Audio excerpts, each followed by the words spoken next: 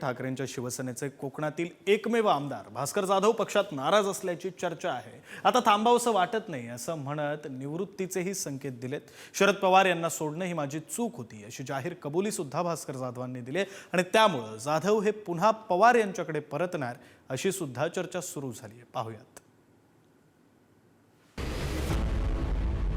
मी पवार साहेबांना सोडण्याची चूक केली हे मी बोललो।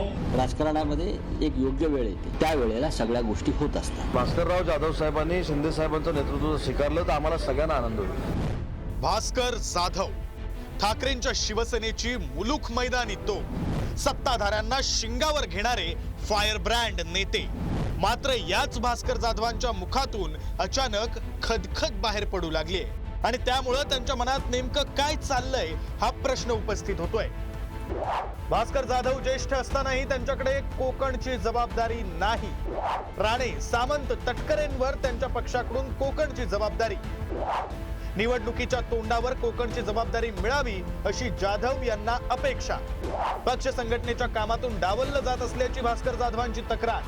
भास्कर जाधवांना मातोश्रीवरील महत्त्वाच्या बैठकांना बोलवलं जात नसल्याची माहिती। विरोधी पक्षनेते पदासाठी नाव दिलं असलं तरी सरकारकडून नियुक्तीला टाळाटाळ। मी घुसमटून जाणारा माणूस नाही, मी कुठल्याही पक्षात घुसमटणारा नाही। पहिली गोष्ट, मी पवार साहेबांना सोडण्याची चूक केली हे मी बोललो, मी नाकारणारा नाही।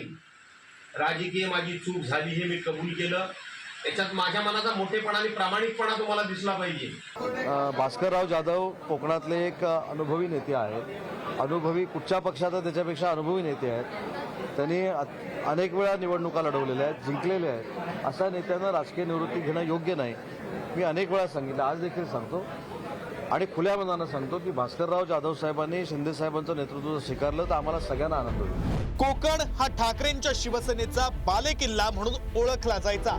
मात्र यंदा कोकणातून भास्कर जाधवांच्या रूपानं ठाकरेंच्या शिवसेनेचा एकमेव आमदार निवडून आलाय। पण जाधवांनी राजकारणातून निवृत्ती घेण्याचे संकेत दिल्यानं ते नाराज असल्याची चर्चा रंगली आहे। त्यामुळे महाराष्ट्राच्या मनातलं ओळखणाऱ्यांनी भास्कर जाधव यांच्या मनातलं ओळखलं का असा खोचक सवाल संदीप देशपांडेंनी केलाय। आधी शिवसेनेत असताना रामदास कदम, अनंत गीते यांच्याशी संघर्ष। राष्ट्रवादीत गेल्यानंतर सुनील तटकरे, उदय सामंत यांच्याशी वाद। नारायण राणे यांच्याशीही जाधव यांचा टोकाचा संघर्ष। पुन्हा शिवसेनेत आल्यानंतर उदय सामंत यांच्याशी वाद। 2019 मध्ये भास्कर जाधवांऐवजी उदय सामंत यांना मंत्रीपद। आता माजी खासदार विनायक राऊत यांच्याशी जाधव यांचा संघर्ष असल्याची चर्चा। मला असं वाटतं त्या ट्विटमध्ये विचारलंय मी, जी लोक महाराष्ट्राच्या मनातलं ओळखतात ते भास्कर जाधवांच्या मनात काय त्यांनी ओळखलंय का, एवढाच माझा प्रश्न आहे आणि साधा आणि सोपा प्रश्न आहे। योग्य वेळी निर्णय होतील एवढंच मी सांगेन। राजकारणामध्ये एक योग्य वेळ येते आणि त्या वेळेला सगळ्या गोष्टी होत असतात। भास्कर जाधवांचा शिवसेना राष्ट्रवादी शिवसेना असा राजकीय प्रवास राहिलाय। राष्ट्रवादी काँग्रेसमध्ये सुमारे 15 वर्षांच्या कारकिर्दीमध्ये मंत्री आणि प्रदेशाध्यक्ष पदासह विविध पदं त्यांनी भूषवली। जाधवांनी 2019 मध्ये पुन्हा शिवसेनेत प्रवेश केला। मात्र आपण शरद पवारांची साथ सोडून चूक केली असं विधान केल्यानं त्यांची नाराजी उघडपणे समोर आली आहे। 1995 आणि 1999 मध्ये शिवसेनेच्या तिकिटावर चिपळूणचे आमदार झाले।